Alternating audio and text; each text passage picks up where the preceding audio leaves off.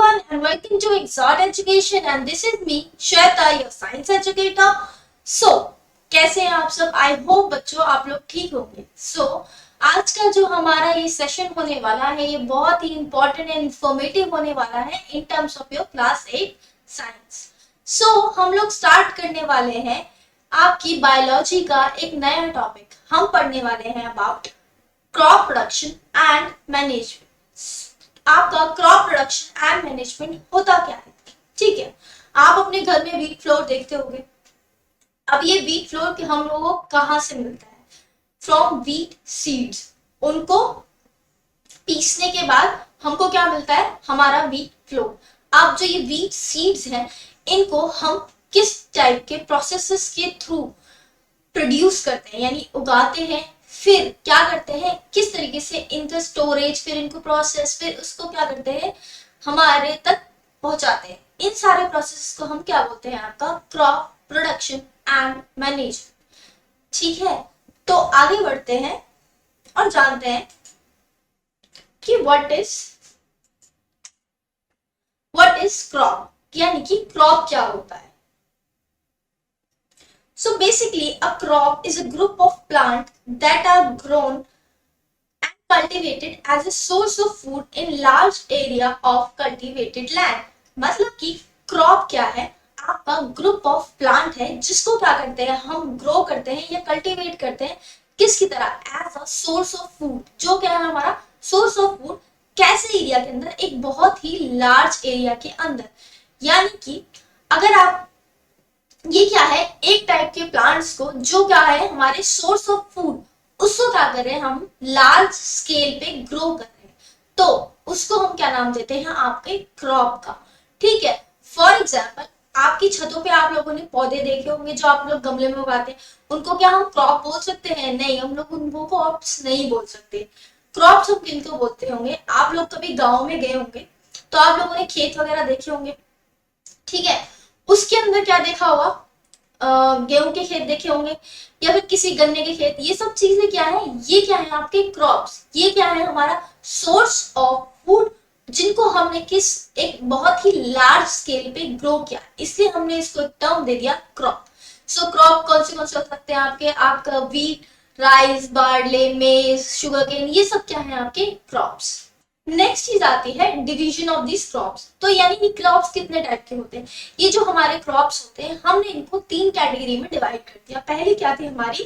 Kharif crop, दूसरी rabi crop and the last one is your zaid crops. अब जो ये क्रॉप्स का हमने डिवीजन किया वो किस बेसिस पे किया? वो हमने किया ये कौन से सीजन में ग्रो होते हैं, यानी कि ऑन द बेसिस ऑफ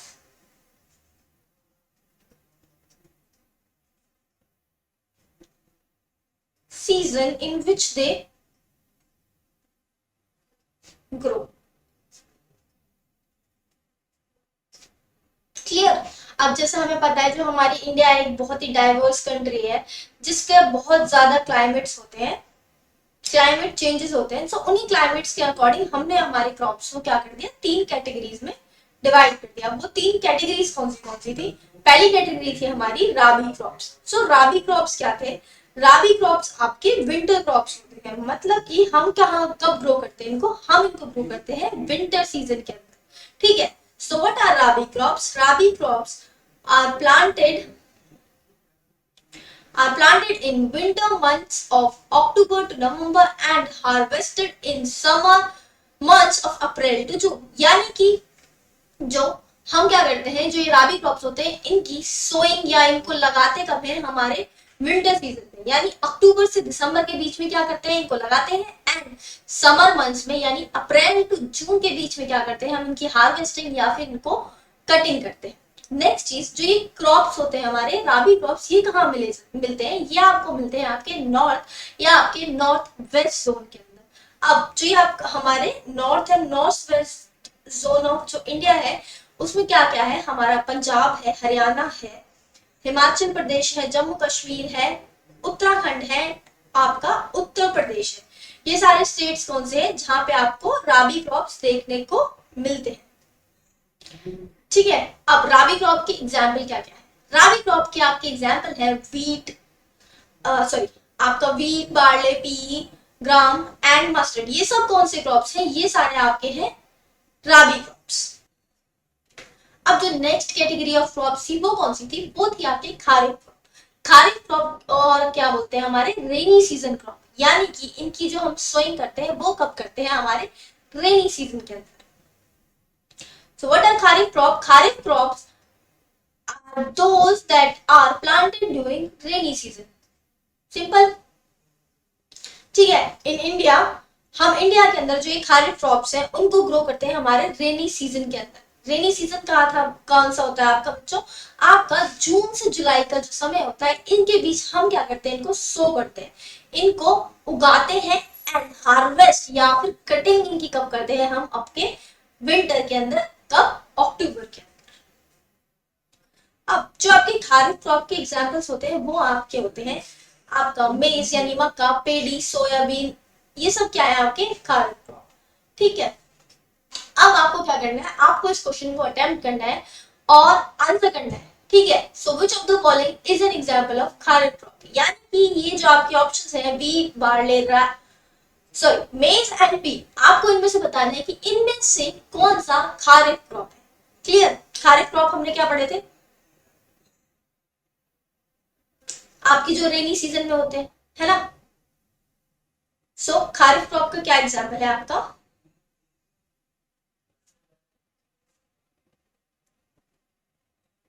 मेज। आपका आंसर होगा मेज। आगे बढ़ते हैं ज़ेदी क्रॉप्स। ज़ेदी क्रॉप्स क्या होते हैं? ये आपके समर सीजन क्रॉप्स होते हैं, यानी कि ज़ेदी crops are the crops that are sown during the summer season, यानी कि हम इनको सो कब करते हैं या फिर उगाते कब है? आपके समर सीजन के अंदर। अब जब ये समर सीजन के अंदर हम उगाते हैं तो क्या होता है? They have a high content of water and are juicy to eat. मतलब कि इनके अंदर क्या होता है? हाई कंटेंट ऑफ वाटर पाया जाता है और कैसे होते हैं? जूसी इन नेचर होते हैं। ठीक है। किससे हेल्प करते हैं? ये हेल्प करते हैं to keep us hydrate during the summers. ठीक है। मतलब समर क्रॉप्स है, बेसिकली क्या होती है? समर्स में बहुत ज्यादा गर्मी होती है, तो ये ज़्यादा क्रॉप्स कैसे होते हैं? इनके अंदर हाई कंटेंट ऑफ वाटर होता है, जिससे क्या होता है?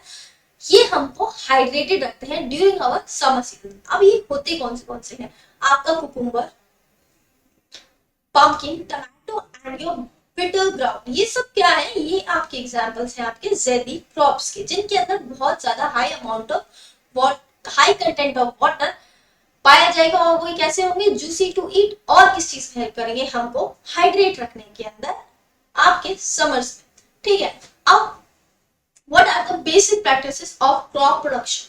मतलब कि जब आप एक पौधे को उगाते हो तो क्या क्या स्टेप्स को फॉलोज करते हो, यानी कि एक बेसिक प्रोसीजर क्या होता है किसी भी प्लांट को ग्रो करने का।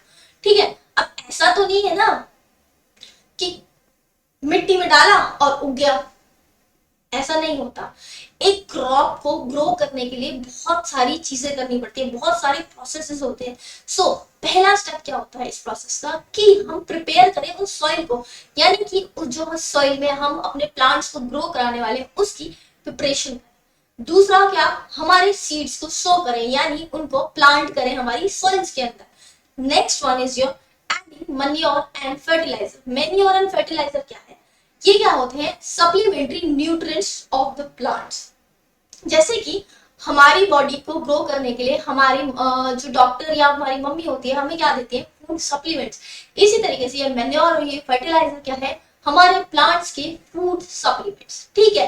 अब सप्लीमेंट्स हमने उनको प्रोवाइड कर दिया। नेक्स्ट स्टेप क्या आता है? इरिगेशन। इरिगेशन मतलब कि वाटरिंग ऑफ प्लांट्स। ठीक है। नेक्स्ट हम पढ़ते हैं डिफेंडिंग अगेंस्ट वीड्स, यानी कि वीड से हम इनको कैसे बचा सकते हैं। आपका नेक्स्ट क्या आएगा? हार्वेस्टिंग। हार्वेस्टिंग मींस कटिंग, यानी कि जो ये हमारे प्लांट्स होंगे जो ग्रो हो जाएंगे, मैच्योर हो जाएंगे, इनको हम क्या कर देंगे? काट देंगे। Last step is the storage, यानी कि जो ये हमारा क्रॉप है इसको हम कैसे संभाल के स्टोर करेंगे। ठीक है। आगे मूव ऑन करते हैं और पहला स्टेप करते हैं व्हाट इज सॉइल प्रिपरेशन, यानी कि सॉइल प्रिपरेशन क्या होता है। So बच्चों, the first step in cultivating crops for food production is soil preparation, यानी कि हमारा फर्स्ट स्टेप किसी भी क्रॉप को कल्टीवेट करने का क्या है, हमारी सॉइल को प्रिपेयर करना। The soil has been prepared for planting of crop seeds, मतलब कि हमें क्या करना होता है, हमारी सॉइल को प्रिपेयर करना होता है किसके लिए, ताकि हम उसमें हमारे सीड्स को ग्रो करा सके। किस लिए, अगर हमारी जो लैंड है वो प्रिपेयर, या हमारी सॉइल है वो प्रिपेयर नहीं होगी, तो हमारे प्लांट्स या क्रॉप्स क्या होंगे, अच्छे से ग्रो नहीं कर पाएंगे, और जो डिजायर्ड रिजल्ट हमको चाहिए वो हम लोगों को नहीं मिलेंगे, या अच्छी क्वांटिटी या क्वालिटी ऑफ सीड्स हमें नहीं मिलेगी। ठीक है, अब जो ये प्रोसेस है ये किस तरीके से हम कर सकते हैं, इसके लिए वेरियस टाइप ऑफ प्रोसेस और टूल्स हमारी प्रेजेंट होते हैं। So what is plugging and tilling? Plugging और टिलिंग क्या होता है? प्लगिंग और tilling is a process of loosening and turning soil with the help of plug. ये क्या है, एक ऐसा प्रोसेस है जिसमें हम अपनी सॉइल को लूज करते हैं और टर्न करते हैं। लूज मतलब जो हमारी सॉइल है कि सॉइल के बिटवीन के जो पार्टिकल्स के बिटवीन का जो स्पेस है उसको थोड़ा लूजन अप कर देते हैं। ठीक है, यानी थोड़ा थोड़ा ढीला, यानी कि उसके अंदर थोड़े से स्पेसेस क्रिएट कर देते हैं एंड हमारी सॉइल को टर्न कर देते हैं। ये प्रोसेस हम किसकी हेल्प से करते हैं, हम ये कैसे हेल्प से करते हैं, हम ये करते हैं प्लाव की हेल्प से। प्लाव क्या होता है, एक टूल होता है। ठीक है, अब ये जो प्लाव और सॉरी आपका लूजनिंग एंड आपका टर्निंग ऑफ सॉइल है, उससे होता क्या है, इससे क्या होता है, जो आपके प्लांट्स की रूट्स होती हैं वो डीपली पेनिट्रेट करती हैं आपकी रूट्स के अंदर और फर्मली उसको पकड़ती है और अच्छे से ग्रो होती है। नेक्स्ट चीज, अब क्या हुआ, हमारी सॉइल के बिटवीन क्या हुआ, लेयर्स के सॉइल के पार्टिकल्स के बिटवीन लूजनिंग यानी ढीले ढीले हो गए, तो उससे क्या हुआ, जो हमारी रूट्स है वो क्या कर पाएंगी, इजीली ब्रीथ कर पाएंगे, यानी easily gaseous exchange between the soil and root is possible with the help of loosening and turning of soil. Clear? अब loosening and turning of soil से क्या होता है, सबसे मेन इससे क्या होता है, growth of micro organisms and your earthworms. What are earthworms? Earthworms are the friend of a farmer. क्यों? क्योंकि ये हमारी जो सॉइल है इसको मोर ह्यूमस बनाता है एंड मोर फर्टाइल बनाता है। अब कैसे,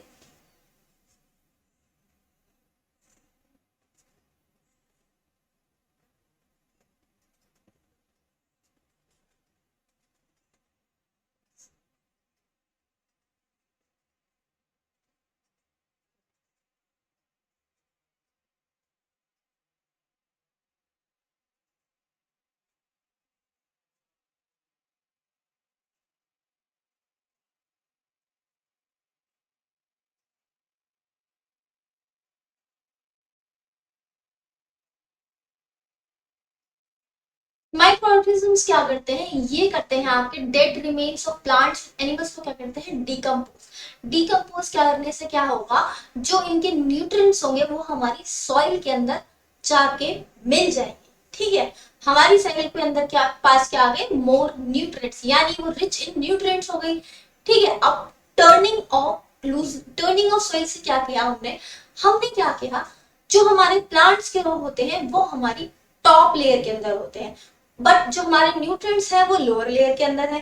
अब टर्निंग ऑफ सॉइल से हम क्या करते हैं, हम जो न्यूट्रिएंट्स को हमारी टॉप लेयर ऑफ सॉइल में पहुंचा देते हैं, जिससे क्या करते हैं, हमारी जो न्यूट्रिएंट्स है वो ऑब्जर्व होके हमारे प्लांट्स में आ जाते हैं और वो अच्छे से ग्रो कर पाते हैं, और हमें क्या मिलता है, high quality and high content of crop. ठीक है, इसलिए हमारा जो loosening and turning of soil होता है वो इतना ज्यादा इंपॉर्टेंट होता है। अब नेक्स्ट चीज, जो हमारी ये जो लेयर ऑफ सॉइल्स होती है ये बहुत ही ज्यादा अनइवन होती है। सबसे पहले तो हमें क्या करना है, उसकी लेवलिंग करनी है। लेवलिंग करेंगे सॉइल की by with the help of a leveller. ठीक है, अब दूसरी चीज, हमारी सॉइल के अंदर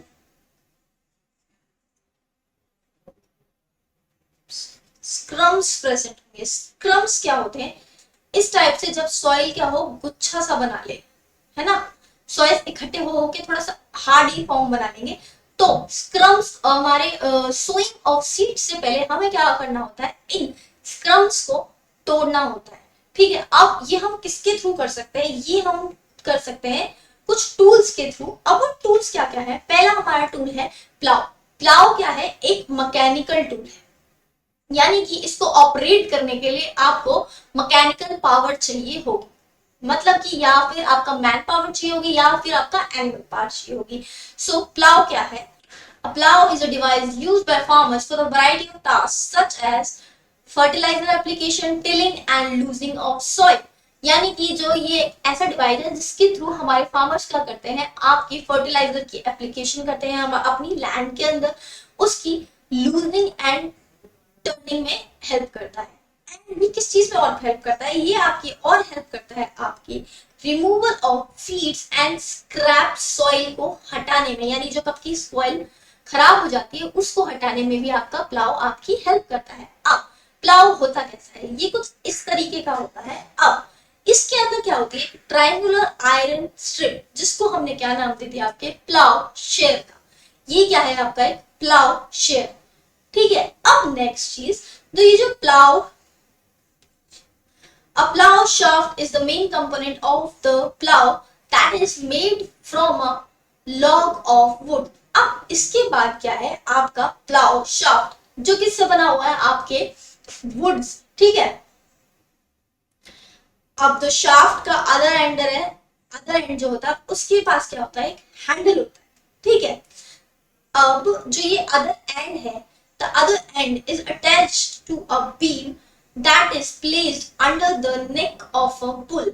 मतलब कि ये आप देख रहे हैं, ये क्या है, ये कहां पर रखा जाएगा, आपकी बुल के नेक के ऊपर, या फिर आपका जो मैन होगा, आदमी होगा, उसकी नेक के ऊपर। इससे क्या होगा, ये आपका बुल या फिर आपका मैन इसको पूरे फील्ड के अंदर आपका मूव कर पाएगा। ठीक है, अब जो ये ट्रेडिशनल वुडन प्लाउज हैं, इनको क्या कर रहे हैं हम, इनको पुल करते थे आपके ऑक्सेस या आपके बुल्स या आपके मैन, यानी किसके द्वारा ऑपरेट किए जाते थे, या आपके मैन के द्वारा या आपके ऑक्सेस के द्वारा या आपके बुल्स के द्वारा। ठीक है, अब नेक्स्ट चीज, जो ये वुडन प्लाउज हैं, इनको किससे एक्सचेंज कर रहे हैं हम, आयरन प्लाउज से। नेक्स्ट डिवाइस पढ़ते हैं, नेक्स्ट डिवाइस क्या आपका हो। A hoe is a tool for digging up soil in order to remove weeds and loosening the soil before planting a sapling। मतलब कि ये जो आपका हो है वो एक टाइप का और टूल है, लाइक योर प्लाव। इसकी किसमें हेल्प करता है, आपके रिमूवल ऑफ वीड में and your loosening of soil. किससे पहले, आपकी सीडलिंग से पहले, सैपलिंग्स को ग्रो करने से पहले। सैपलिंग क्या होती है, आपकी सीड प्लांटलेट्स, यानी कि आपकी पौध, उनको ग्रो करने से पहले क्या हम किसका यूज कर सकते हैं, आपका होगा। किसमें हेल्प करेगी, आपके वीड्स के रिमूवल और आपके सॉइल को लूजन अप करने में। Next thing is your cultivator. Cultivator क्या होता है, सो बच्चों, a cultivator is a tool that is attached to a tractor and aids in soil loosening। अब क्या है, कल्टीवेटर क्या है, एक मॉडर्न टाइप ऑफ टूल है। इसमें क्या होता है, ये किससे अटैच होता है, आपके डायरेक्ट ट्रैक्टर से अटैच होता है। ठीक है, और इसके थ्रू एक फास्टली क्या कर देता है, आपके पूरे फील्ड को प्लग कर देता है, इसलिए हम इसको मूव कर पाते हैं। ठीक है, अब ये जो कल्टीवेटर होता है ये बहुत ही ज्यादा फास्ट होता है। इसके अंदर हमें क्या चाहिए, इसके अंदर ना क्या होता है, हमें लेबर भी नहीं चाहिए होती। ठीक है, so cultivators are use instead of ploughs because they are very fast. ठीक है, नेक्स्ट चीज पढ़ते हैं, सोइंग। सोइंग क्या है, sowing is the process of planting seeds in soil. यानी कि इसमें क्या कर रहे हैं हम, हमारे सीड्स को हमारी सॉइल के अंदर प्लांट कर रहे हैं। ठीक है, अब the seeds are planted in the soil that has been loosened by the cultivators or plows। अब जो ये हम सीड सो करते हैं या फिर प्लांट करते हैं हमारी सॉइल के अंदर, वो हम कब करते हैं? ये हम करते हैं हमारी सॉइल को लूजन अप करने के बाद। किसके थ्रू? हमारे कल्टीवेटर या हमारे प्लाउ के through. Okay, next move on करते हैं क्वालिटी ऑफ सीड, यानी कि किस टाइप की क्वालिटी के सीड्स को हम हमारी सॉइल के अंदर प्लांट कर रहे हैं। ठीक है, मतलब कि अगर आपकी सीड की क्वालिटी अच्छी होगी तो आपकी क्रॉप की क्वालिटी भी बहुत ज्यादा अच्छी होगी। हमें कैसी मिलेगी? एक अच्छी क्वालिटी का क्रॉप मिलेगा जिसका क्वालिटी और क्वांटिटी दोनों ही ज्यादा होंगी। मतलब और हम हमारी जो ये सीड्स होंगे वेस्ट नहीं होंगे, मतलब अनवांटेड हमारा टाइम उन पे वेस्ट नहीं होगा जो अनहेल्दी सीड्स होंगे। सो ये हम कैसे इंश्योर कर सकते हैं कि हमारा जो सीड है वो गुड क्वालिटी का है? इसके लिए क्या करना होगा? जो ये आपका जो quality of seed is an important factor for crop feed. अभी मैंने आपको बताया जो ये क्वालिटी ऑफ सीड है ये बहुत ज्यादा इंपॉर्टेंट होती है। किसके लिए? आपके किस क्रॉप का क्या यील्ड आ रहा है, यानी अच्छा यील्ड चाहिए तो हमें क्या अच्छे क्वालिटी ऑफ सीड्स ग्रो करने होंगे। नेक्स्ट चीज हमारा जो ये सीड्स की the seeds are tested for quality by immersing them in water. ठीक है, हम एक सीड की क्वालिटी कैसे टेस्ट कर सकते हैं? हम ये टेस्ट कर सकते हैं बाय डिपिंग देम या फिर इमर्सिंग देम इनटू वाटर, यानी उनको पानी के अंदर डुबाने के बाद। अब होगा क्या? जो the dead and the damaged seeds floats on the water while the healthy seeds sinks। मतलब ये क्या कह रहा है? जो आपके डेड सीड्स होंगे वो फ्लोट करेंगे आपके वाटर के ऊपर एंड डैमेज सीड क्या करेंगे? सिंक कर जाएगा। मतलब कि इसमें क्या करना है आपको? एक बर्तन लिया आपने, पानी भरा, उसमें क्या करें? अपने सीड्स डाल दिए। ठीक है, अब जो आपके डैमेज या अनहेल्दी सीड्स होते हैं वो क्या होते हैं? आपके पेस्ट या आपके माइक्रो ऑर्गेनिजम्स के द्वारा खा लिए जाते हैं, अंदर से हॉलो कर दिए जाते हैं। ठीक है, तो वो क्या है? हल्के होते हैं। तो क्या करेंगे बच्चों? वो अगर हम उनको पानी में डालते हैं तो क्या होता है? हल्की चीज तैरती है एंड हैवी चीज क्या कर जाती है? सिंक कर जाती है। सेम टाइम से जो आपका अनहेल्दी सीड होगा वो क्या करेगा? फ्लोट करेगा आपके वाटर के ऊपर एंड जो अनहेल्दी सीड है वो इमर्ज कर जाएगा वाटर के अंदर। इस टेक्निक से हम क्या कर सकते हैं? हमारे हेल्दी और अनहेल्दी सीड्स को सेपरेट कर सकते हैं। अब हम लोग पढ़ने जा रहे हैं कि किन टूल्स की हेल्प से हम लोग हमारे सीड्स की सोइंग कर सकते हैं। ठीक है, पहला हम पढ़ने जा रहे हैं हमारा ट्रेडिशनल टूल्स। ठीक है, सो बच्चों, farmers use traditional tools before the advancement of modern agricultural machines। मतलब ये कौन से टूल्स थे जो हमारे फार्मर्स बहुत पहले यूज करते थे? किससे पहले? हम जब तक हमारी इंडस्ट्री के अंदर हमारे मॉडर्न एग्रीकल्चर मशीनरीज नहीं है, यानी कि आपके ट्रैक्टर्स वगैरह नहीं है, उससे पहले क्या यूज करते थे ये हमारे फार्मर्स? हमारे ट्रेडिशनल टूल्स को। अब ये क्या क्या होते थे?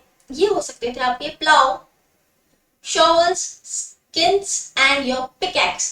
ये सब क्या है? आपके ट्रेडिशनल टूल्स हैं जो किसमें हेल्प करते थे? आपके आपके सोइंग ऑफ सीड्स में। नेक्स्ट चीज, जो traditional seed sowing tool resembles a funnel. मतलब जो हमारी ट्रेडिशनल सीड सोइंग टूल होता था वो एक फनल जैसा दिखता था, जिसके बाद क्या होता था?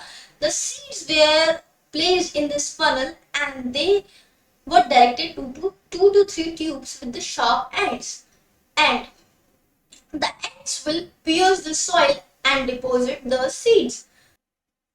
मतलब कि क्या होता था? जो ट्रेडिशनली आपके सोइंग टूल्स होते थे वो कैसे दिखते थे? वो कुछ इस टाइप से फनल टाइप होते थे। ठीक, आगे की साइड क्या होती थी? 2 से 3 इस टाइप से पॉइंटेड ट्यूब्स होती थी। अब क्या करते थे? हम इसमें हमारे सीड्स को फिल कर देते थे।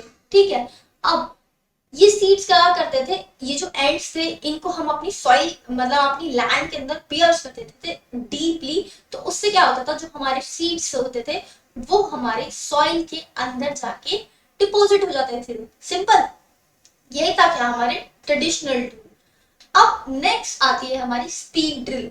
स्पीड ड्रिल क्या है? हमारा एक मॉडर्न और एडवांस टूल है। ठीक है, अब ये क्या होता है? Tractors are used to show seeds using speed drills.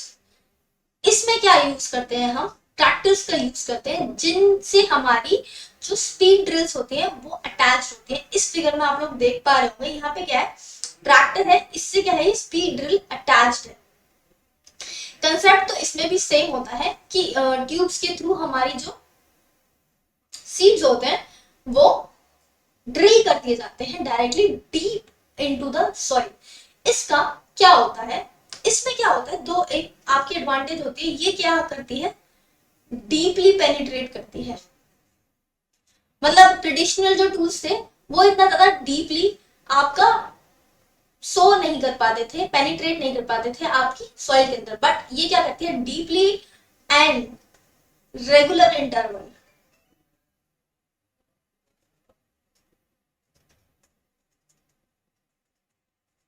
Deeply and regular interval पे क्या करती है, आपके सीड्स को डिपॉजिट करती है आपके सॉइल के अंदर।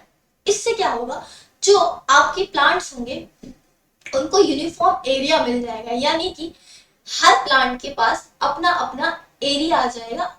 सो क्या होगा, वो अपने उस एरिया के न्यूट्रिएंट, सनलाइट, मतलब अपना अपना पोर्शन सॉइल से या एयर से ले पाएंगे एंड अच्छे से ग्रो कर पाएंगे। इससे क्या होगा, अनवांटेड जो क्राउडिंग ऑफ हमारा क्रॉप्स है वो रिमूव हो गई। क्लियर। अब it ensures that the seeds are sown uniformly at a specific depth, that they are covered by the soil after sowing। मतलब कि क्या बोल रहा है, इसमें क्या हो रहा है, जो सीड्स आपके सो रहे हैं वो एक यूनिफॉर्म डिस्टेंस पे और एक डीप स्पेसिफिक डेप्थ पे आपके डिपॉजिट हो रहे हैं और जो कवर्ड हो जा रहे हैं आपकी सॉइल से। इससे क्या हुआ, जो ये सीड्स हैं वो बच गए आपके attacked by the birds and your predators. मतलब कि आपके ओपनली एक्सपोज नहीं है आपके एटमॉस्फेयर। नेक्स्ट चीज मूव ऑन करते हैं, व्हाट इज नर्सरी। नर्सरी क्या होता है बच्चों, a nursery is a place where young plants and trees are raised for later plantings। मतलब कि नर्सरी एक ऐसी जगह होती है जहां पे हम अपनी पौध को उगाते हैं या फिर अपनी सैपलिंग्स को ग्रो करते हैं, जिनको क्या करते हैं, फर्दर हमारे अपने फील्ड्स में जाके हम ग्रो करते हैं। फॉर एग्जाम्पल, आप जो चावल की खेती करते हैं, ठीक है, उनमें क्या करते हैं, हम हमारी सैपलिंग्स या फिर हमारी पौध को लगाते हैं। तो ये जो पौध होती है वो कहाँ ग्रो होती है, हमारी नर्सरीज के अंदर। या फिर जो हमारे अनियन का हम प्लांटेशन करते हैं उसमें भी हम क्या ग्रो करते हैं, हमारी सैपलिंग्स को, वो भी हमारी कहाँ ग्रो होती है, हमारी नर्सरी के अंदर। तो नर्सरी क्या है, हमारा स्टोर हाउस हो जाएगा। ठीक है, और nursery serve as a storage facility for the saplings. मतलब कि ये क्या है, हमारा सैपलिंग्स का स्टोर हाउस। नेक्स्ट आगे मूव ऑन करते हैं about seed germination. Seed germination क्या होता है बच्चों, when a seed is planted in the ground and water, it's germinate, a plant emerges from the seeds and begins to grow। मतलब कि क्या होता है, जब हम एक सीड्स को हमारी सॉइल के अंदर सो करते हैं एंड देन उसको वाटर देते हैं, उसके बाद क्या होता है, वो जर्मिनेट होता है। जर्मिनेट कैसे होता है, हम लोगों ने पढ़ा था कि सीड होता है कुछ इस टाइप का, इसके दो पार्ट्स होते हैं, एक हमारा रेडिकल होता है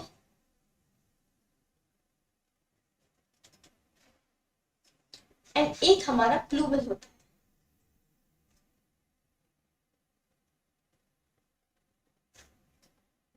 एंड ये दो हमारे क्या है, कॉटिलिडियंस। इसमें क्या होता है, स्टोर फूड। स्टोर फूड किस में हेल्प करता है, आपके प्लांट की ग्रोथ में या आपके सीड की जर्मिनेशन में। ठीक है, तो ये जो प्लूमल होता है ये आपके शूट में डेवलप हो जाता है और जो रेडिकल होता है वो आपकी रूट में डेवलप हो जाता है। सिंपली जर्मिनेशन ऑफ प्लांट क्या है, जर्मिनेशन ऑफ आपका सीड क्या है बच्चे, जर्मिनेशन ऑफ सीड आपका क्या है, जब आप किसी सीड को अपनी सॉइल में सो करते हो, उसके बाद उसको प्लांट करते हो, उसके बाद क्या होता है, उससे कली फूटती है या वो छोटी सी लीफलेट निकलती है या वो जर्मिनेट हो जाता है। उसके बाद क्या होता है, हमारा जो प्लांट होता है वो ग्रो होने लग जाता है। नेक्स्ट मूव ऑन करते हैं हमारे नेक्स्ट स्टेप के ऊपर। वो क्या है हमारा, एडिंग मेन्योर एंड फर्टिलाइजर्स। मतलब मेन्योर और फर्टिलाइजर्स बच्चे क्या होता है, मेन्योर और फर्टिलाइजर्स क्या होते हैं, इनके न्यूट्रिएंट सप्लीमेंट्स।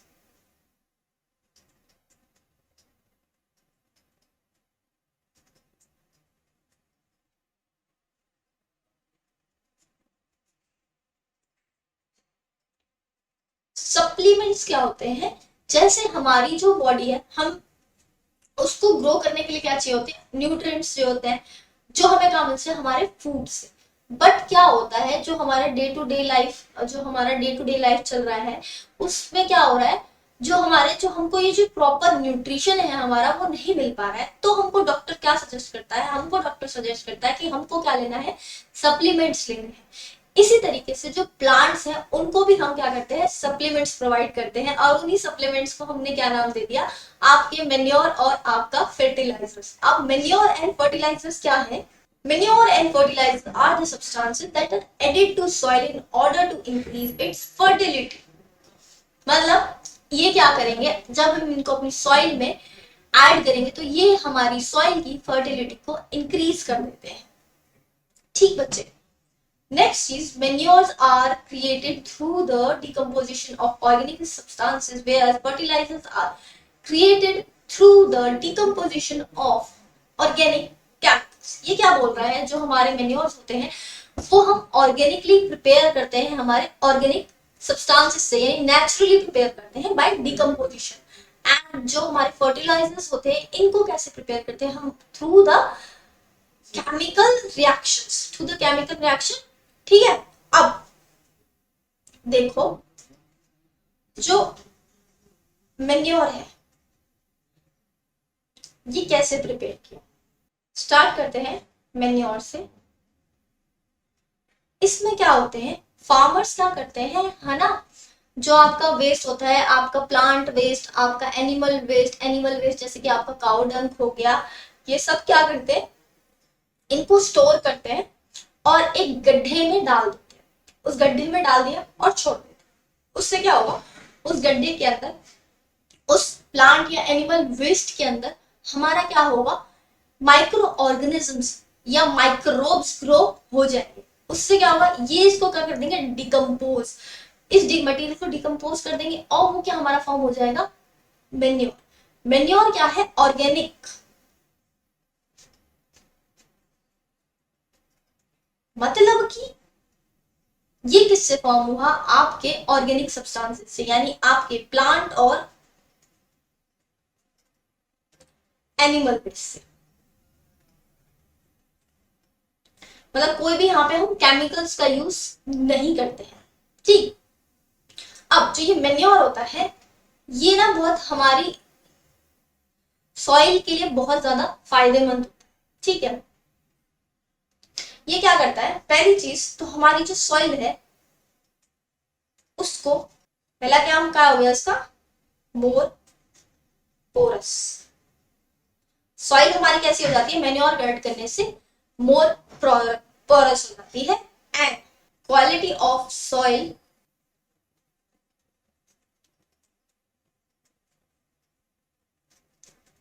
is improved।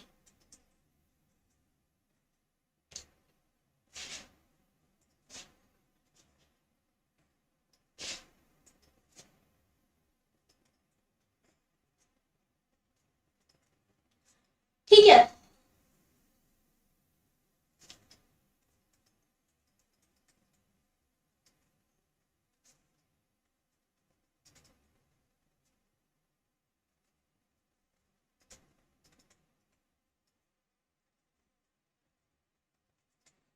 जो हमारा मेन्योर होगा वो हमको क्या करेगा, ये आपकी सॉइल को बहुत ज्यादा पोरस बना देगा, जो हमारी सॉइल की क्वालिटी होगी उसको इंक्रीज कर देगा, और क्या करेगा, हमारे सॉइल का जो टेक्सचर होगा उसको इंप्रूव करेगा। प्लस ये किस चीज में हेल्प करेगा, आपके माइक्रो ऑर्गेनिज्म की ग्रोथ में।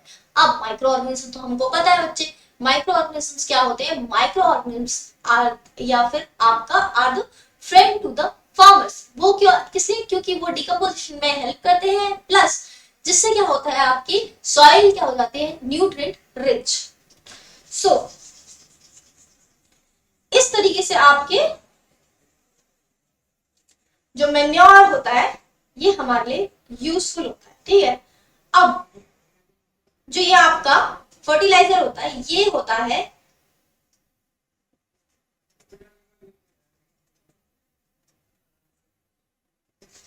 इनऑर्गेनिक। इनऑर्गेनिक इन नेचर होता है एंड कैसे क्रिएट कराया जाता है? ये क्रिएट होता है आपकी फैक्ट्रीज के अंदर, ठीक है। और मतलब ये हमको किस स्मॉल क्वांटिटी में चाहिए होता है, मतलब कि इसकी स्मॉल अमाउंट ऑफ क्वांटिटी भी हमारे लिए सफिशिएंट होती है, ठीक है। यानी बहुत थोड़े अमाउंट में ये हमको चाहिए होता है। प्लस ये कैसा होता है? Only rich in one component, one और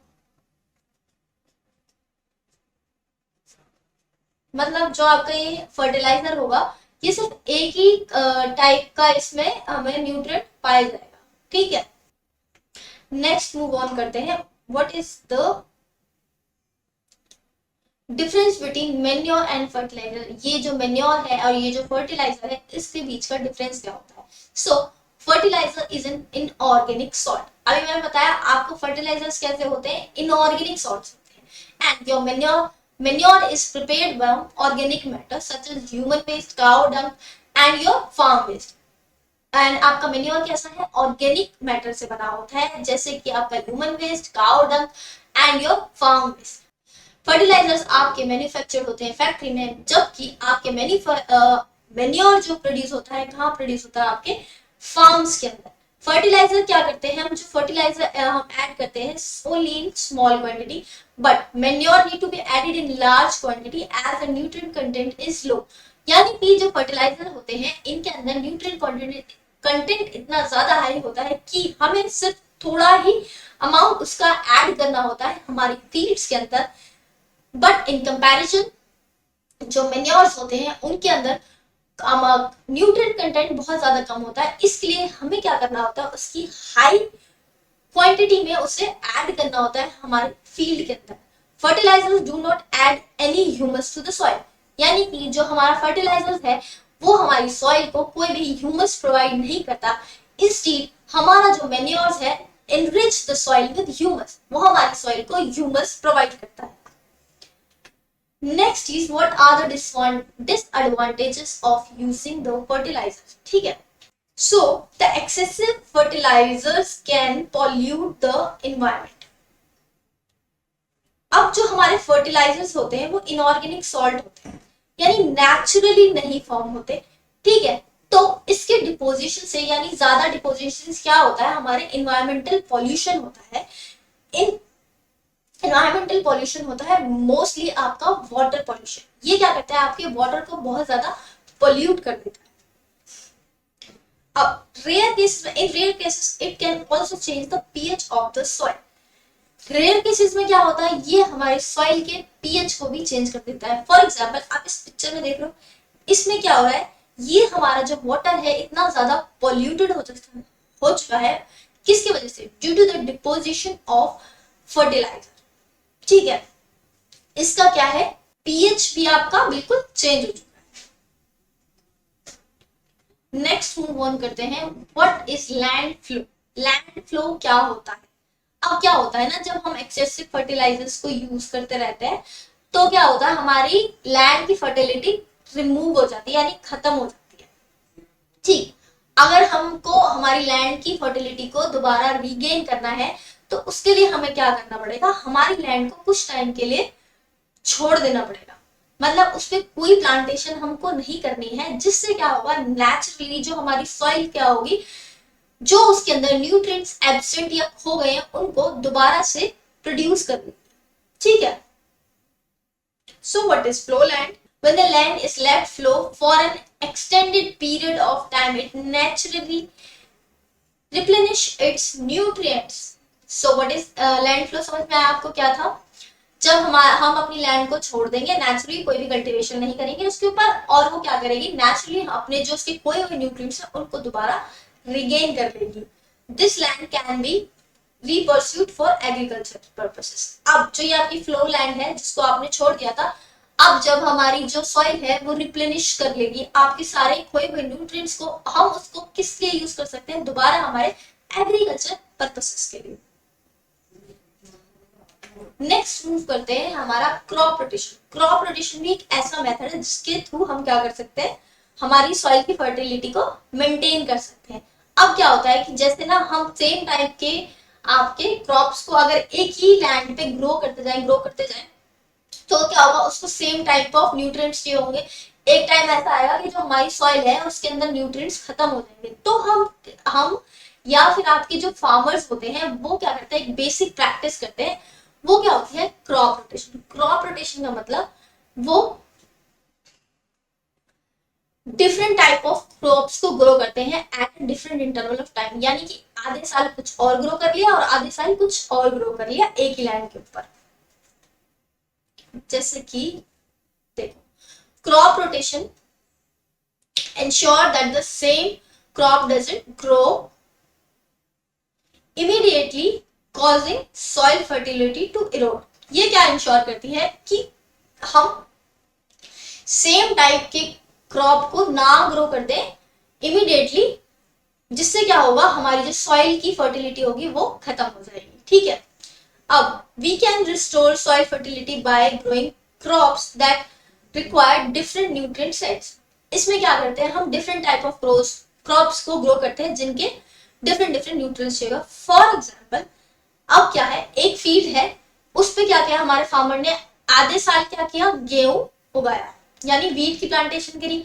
फिर आधे साल क्या की, पैडी क्रॉप्स. पैडी यानी आपकी दालें वगैरह हो गई. अब जो दालें वगैरह क्या करती हैं, उनके पास उनके रूट नोड्यूल्स में होता है एक बैक्टीरिया जिसका नाम होता है राइबोसोम, जिसका नाम होता है राइजोबियम. अब जो ये राइजोबियम होता है ये किस चीज में हेल्प करता है, ये आपका हेल्प करता है नाइट्रोजन फिक्सेशन में, जिससे क्या होता है, उस सॉइल के अंदर हमारा जो नाइट्रोजन कंटेंट वो क्या हो जाता है, रिप्लेनिश हो जाता है. इसी तरीके से क्या हुआ, जब हमने दालें उगाई तो हमारी जो सॉइल है उसके अंदर क्या हो, हमारे नाइट्रोजन का कंटेंट इंक्रीज हो गया, है ना. और उसके बाद क्या कर लिया, हमने वीट ग्रो कर लिया. इसी को हम क्या बोलते हैं, इस टेक्निक को ही हम बोल देते हैं क्या, आपका क्रॉप रोटेशन. अब वीड्स क्या होते हैं, weeds are the unwanted plants that grows naturally along the sides of crops. मतलब कि जो प्लांट्स अपने आप उग जाते हैं हमारे क्रॉप्स के साथ. ठीक है. अब जो ये वीड्स होते हैं, weed outcompete crops by absorbing all the available water, nutrient, space and your light. Weed क्या है, जो वीड एक अनवांटेड प्लांट है जो अपने आप उग जाता है हमारे प्लांट्स के साथ में. अब ये क्या करता है, ये हमारे क्रॉप के साथ कंपीट करता है फॉर वाटर के लिए, न्यूट्रिएंट्स के लिए, सनलाइट के लिए, स्पेस के लिए. इससे क्या होता है, हमारा जो क्रॉप होता है वो अच्छे से ग्रो नहीं कर पाता और जो हमें डिजायरेबल क्वांटिटी या यील्ड चाहिए हमारे क्रॉप की वो हमको नहीं मिल पाती है. ठीक है. सो इसके लिए हमें क्या करना होता है, इनको रिमूव करना होता है. ठीक है. और कुछ वीड्स तो ऐसे भी होते हैं जो पॉइजनस इन नेचर होते हैं, यानी जो हम ह्यूमंस के लिए हार्मफुल या पॉइजनस होंगे. सो इसलिए हमको क्या करना है, इन वीड्स को हमारे फील्ड से रिमूव करना है. ठीक है. अब टिलिंग क्या होता है, tilling is the process perform prior to crop plantation that aids in uprooting and killing of weeds. ये क्या बोल रहा है, टिलिंग ऐसा प्रोसेस है जो कब किया जाता है, आपके क्रॉप प्लांटिंग से पहले, जिसमें क्या करते हैं, हम अपरूट क्या किल कर देते हैं सारे वीड्स को. मतलब कि जब हम अपने प्लांट को या अपने क्रॉप को हमारे फील्ड के अंदर ग्रो करने वाले होते हैं, उससे पहले क्या कर देते हैं, हम अपने फील्ड या अपनी लैंड को पूरी को क्लियर कर देते हैं. उसमें जो भी अनवांटेड प्लांट है उन सबको उखाड़ के या काट के फेंक देते हैं। अब नेक्स्ट चीज रिमूवल बाय हैंड, मतलब जो ये हमारे वीड्स हैं इनको हम किस किस टाइप से रिमूव कर सकते हैं। पहला चीज हम अपने हैंड्स के द्वारा इनको रिमूव कर सकते हैं। सो क्या करेंगे हम, physically removal of weeds includes uprooting them from the soil and chopping them off to the ground level और ऑन अ रेगुलर बेसिस। क्या कर सकते हैं हम, इनको क्या करें, फिजिकली इनको रिमूव कर दें एक रेगुलर इंटरवल पे। कहां से, ग्राउंड लेवल से पास। ठीक है, अब ये किसके थ्रू कर सकते हैं, ये हम कर सकते हैं आपका बच्चे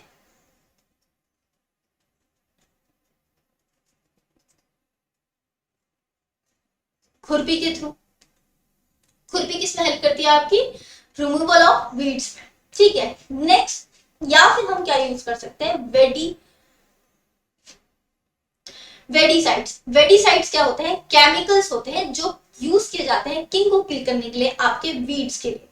ये क्या करता है, आपके वीड को किल कर देता है बट आपके क्रॉप को कोई हार्म नहीं पहुंचाता है। इसका एग्जाम्पल आपका हो जाएगा 2,4-D।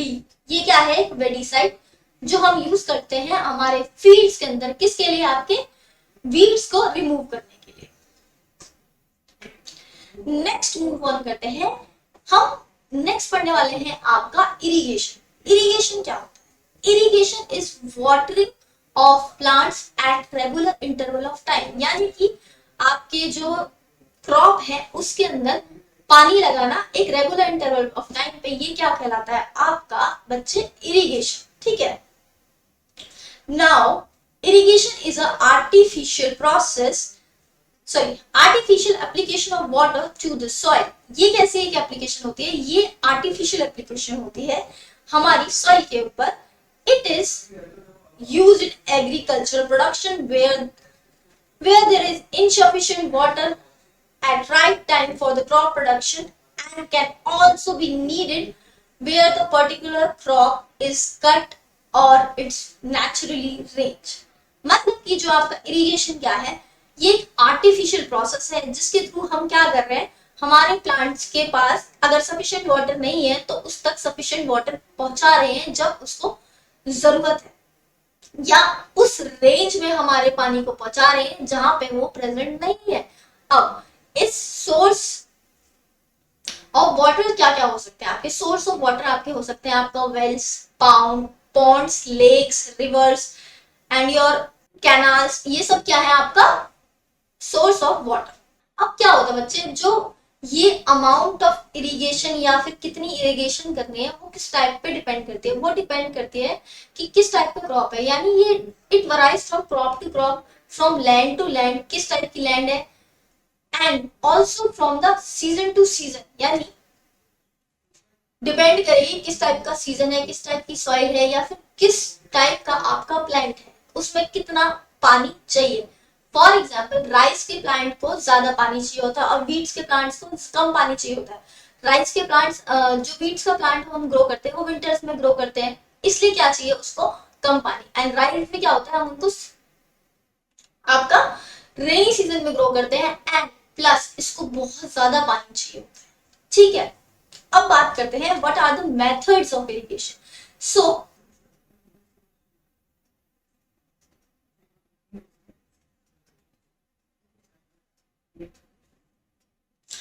पहले ट्रेडिशनल मेथड्स कौन से होते थे हमारे,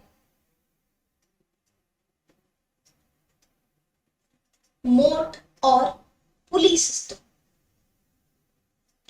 मोट और पुली सिस्टम में हम क्या करते थे, हमारा जो वेल होता था या फिर हमारा जो सोर्स ऑफ वाटर होता था उसमें क्या होते थे, इस टाइप से एक पुली अटैच कर देते थे जिससे क्या इजीली हम हमारी जो हमारे खेतों तक जो हमारी पगडंडी जाती थी उस तक पानी पहुंचा पाते थे। ठीक, इसमें मोट सिस्टम में क्या यूज कर रहे थे हम, पुली। ठीक है, नेक्स्ट क्या था आपका, योर चेन,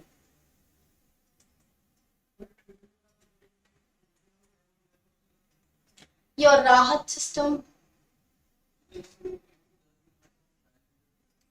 ये सारे सिस्टम कौन से थे आपके ट्रेडिशनल वेज ऑफ इरिगेशन। इसमें क्या था, आपकी मैन्युअली हो जाती थी या फिर कैटल्स के हेल्प से हो जाती थी। सो ये क्या थे, लेस एक्सपेंसिव इन नेचर थे। अब जैसे जैसे एडवांसमेंट ऑफ टाइम हुआ तो क्या हुए, आपके ये मोड्स और या वेज ऑफ इरिगेशन भी डेवलप हो गए। फिर क्या है आपके modern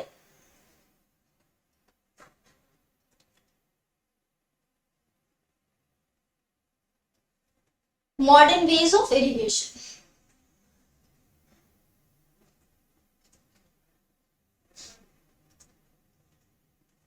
modern ways of irrigation में आपका सबसे पहला था आपका स्प्रिंकलर्स।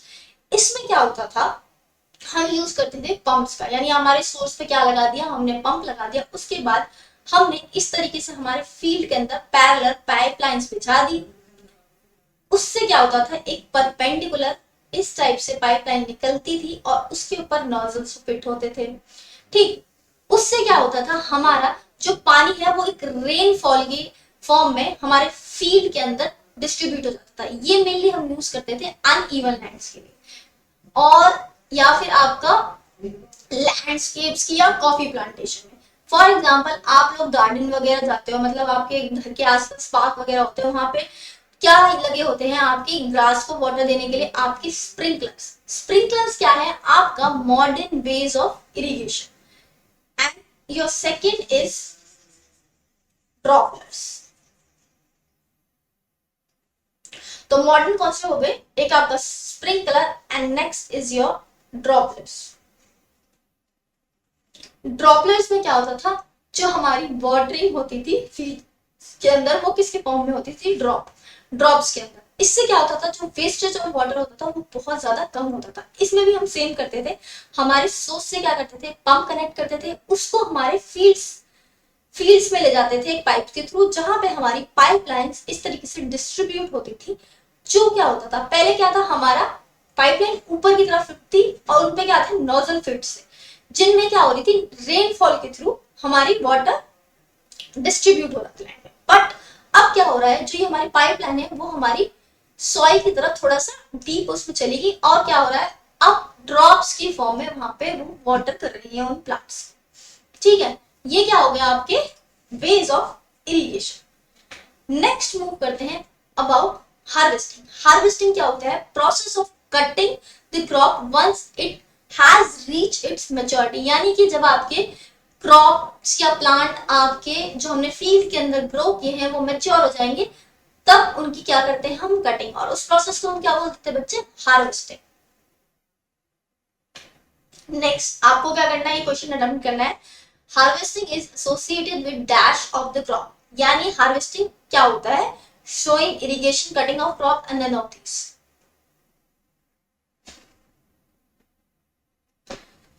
सो बच्चे आपका आंसर होगा कटिंग ऑफ क्रॉप्स। यानी कि हार्वेस्टिंग क्या होता है आपका, harvesting is associated with cutting of crops. Next move on करते हैं, what are the methods of harvesting. There are two methods of harvesting. पहला क्या था आपका, हम मैन्युअली कर सकते हैं, यानी हम खुद कर सकते हैं मैन पावर को यूज करके। नेक्स्ट इज योर मैकेनिकल, जिसमें हम क्या करते हैं, हमारी मशीनरीज का यूज करते हैं, उनको क्या बोलते हैं हम, हार्वेस्टर्स। ठीक है, दो टाइप के मेथड हो गए, एक मैकेनिकल एक आपका मैनुअल। नेक्स्ट आती है टेक्निक। अब पहली टेक्निक थी आपकी थ्रेशिंग। थ्रेशिंग क्या प्रोसेस था, threshing is the process of separation of grains from the chaff। अब आपका छाप क्या होता है, आप लोगों ने वीट देखा होगा, मतलब जो खेतों में पाया जाता है, वो ऐसा तो नहीं होता ना जो हमारे घरों में हम लोग देखते हैं, या फिर आप स्टोरेज, कईयों के घरों में आप लोगों ने वीट के सीड्स देखे होंगे ना, उस टाइप से तो आपके खेत में प्रेजेंट नहीं होता। तो छाप क्या होती है, आपके सीड की आउटर कवरिंग कुछ इस टाइप से प्रेजेंट होती है आपके सीड से। ठीक है, अब जो हमारा सीड को इस छाप से अलग करने का प्रोसेस होगा उसको हम क्या बोलते हैं, थ्रेशिंग। ठीक, अब the process of separating all the green seed can still be done manually, but nowadays machines are used। अब जो ये प्रोसेस है थ्रेशिंग का, क्या हम पहले क्या करते थे, मैन्युअली यूज करते थे, बट अब क्या आ गई है, मशीन्स, तो हम किसका यूज कर लेते हैं, मशीन्स का। Next thing is the next thing is your winnowing. Winnowing क्या है, process of separation of seed grain from the chaff using beans. इसमें क्या करते हैं, हम अपने छाप को हमारे सीड ग्रेन से अलग करते हैं, किसकी मदद से, आपके विंड की मदद से। आप लोगों ने घरों में अपनी मम्मियों को देखा है, एक इस तरीके से बड़ा सा सूप बोलते हैं जिसको, उसमें क्या होता है, हमारी मम्मियां क्या करती हैं, ऐसे करके चावल या ग्रेन्स के अंदर जो भी चीज हमारी अनवांटेड होती है उसको ऐसे ऐसे हिला के अलग हवा की मदद से रिमूव कर देते हैं। इसमें क्या होता है, क्या है, ये देख रहे हो आप, लेडी खड़ी है यहाँ पे, ये लेडी क्या कर रही है, इस तरीके से इनको गिरा रही है। जो हमारा छाप होता है या फिर आपकी आउटर कवरिंग होती है, वो ना लाइटर होती है हमारे सीड्स। क्या होगा, सीड्स का हमारा उसके पास गिर जाएंगे और जो हमारा छाप है वो अलग जाके गिर जाएगा। इस प्रोसेस के थ्रू क्या हुआ, हमारा छाप और हमारा सीड दोनों एक दूसरे से अलग हो गए। Next you have to attempt this question, which one is the separation technique of grains, यानी कि इसमें से कौन सी टेक्निक है जिसके थ्रू हम क्या कर सकते हैं, हमारे सेपरेशन कर सकते हैं हमारे ग्रेन्स का। So the options are harvesting, winnowing, your sowing and irrigation.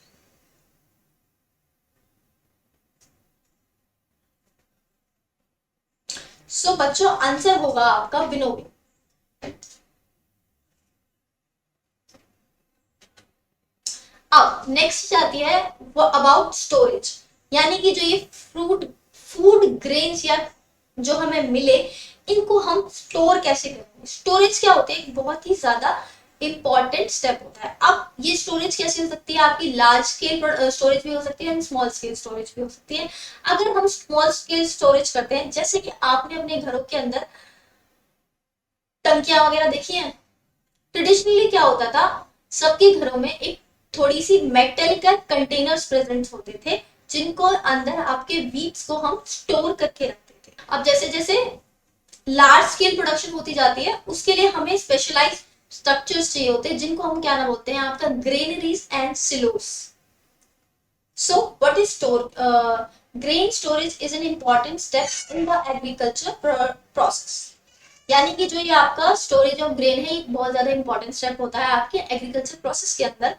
Okay, following the harvesting process the finished grains are stored in granaries and silos.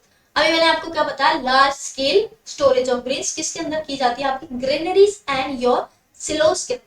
The grain must be stored in the dried location free from rodent and fungal infection, यानी कि जो ये हम grain आपका store कर रहे हैं, वो हमें एक ऐसी जगह पे स्टोर करना होगा जहां पे आपका मॉइस्चर ना हो और आपका फंगल इन्फेक्शन ना हो। यानी अगर आपका वहां पे मॉइस्चर प्रेजेंट होगा या फंगल इन्फेक्शन प्रेजेंट होगा, तो ये क्या करेगा, हमारे सीड को खराब कर देगा, यानी वो हमारे कंजप्शन के लिए या फिर फर्दर ग्रोइंग या फर्दर प्लांटेशन के लिए फिट नहीं रहेगा। क्लियर। अब नेक्स्ट चीज आपकी आती है fumigation. Fumigation of storage area is preferred to rid with the micro organism. Fumigation क्या था, एक पेस्टिसाइड ट्रीटमेंट होता है, ठीक है, जिसमें क्या होता है, हम हमारे जो ग्रेन्स होते हैं इनके ऊपर क्या पेस्टिसाइड्स का यूज, केमिकल पेस्टिसाइड्स का यूज करते हैं, जिसके क्या होता है, उसके अंदर माइक्रोब्स ग्रो नहीं होते। नेक्स्ट थिंग, ये क्या है बच्चे, ये क्या है आपका ग्रेनरीज, ये किससे हेल्पफुल है, ये आपके large scale of storage of food grains. Next आपका next and your last thing is what is animal husbandry. Animal husbandry क्या होती है, animal husbandry is the management and care of the farm animals raised for milk, eggs or meats. Animal husbandry या फिर पशुपालन क्या होता है आपका, इसमें क्या करते हैं, हम आपके फार्म्स वगैरह को मैनेज करते हैं, जिसमें क्या हम पाल सकते हैं, आपके मुर्गियां पाल सकते हैं, आपकी काउस पाल सकते हैं। ये सब किस लिए पाल रहे हैं, हम उनके मिल्क के लिए, उनके एग्स के लिए या फिर उनके मीट के लिए। So, thank you for watching this session. I hope you like this session.